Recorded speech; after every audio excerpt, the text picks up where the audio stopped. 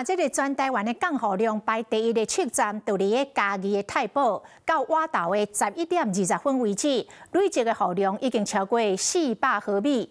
有袂少所在拢有淹水的灾情，包括着台积电当咧起的这个 AP7的厂区，这员工是冒险撩水。 外口落大雨，门口正做水池，水果一路淹到嘉义太保民众的厝里，家具、电器拢总浸水，有时大人都伫咧面床袂顶袂当，就惊水继续淹，想要走拢走袂去。看过去，台积电 AP7的工厂嘛淹水，浸到骹肚，员工就要脱鞋啊行水路。早暗嘉义落大雨，真侪所在拢淹水。太保市台积电 AP7的工厂当日起，工务所的外口嘛因为大雨来淹水。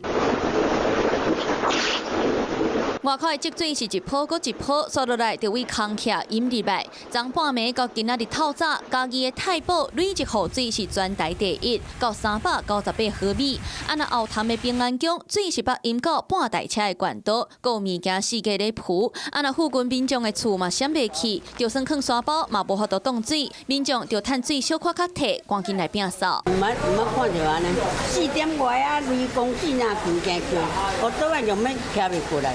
嘛嗨啊！啊，洗衫机嘛嗨，以前唔捌咧，唔捌拄啊，字就无遐济咧。这个才有严重啊！这个住2尺外的水。做来，大雨影响家己，边满卡大排，水无排掉，电道拢淹出来，黄色的沙土水嘛拢淹到路里，附近的民众嘛拢哀哀叫，因为厝里拢淹水。这场大雨是真凶，家己太保有真侪所在拢做大水，在地人敢若希望雨水会当较减咧，嘛影响生活，互因会当赶紧摒扫，恢复原本的模样。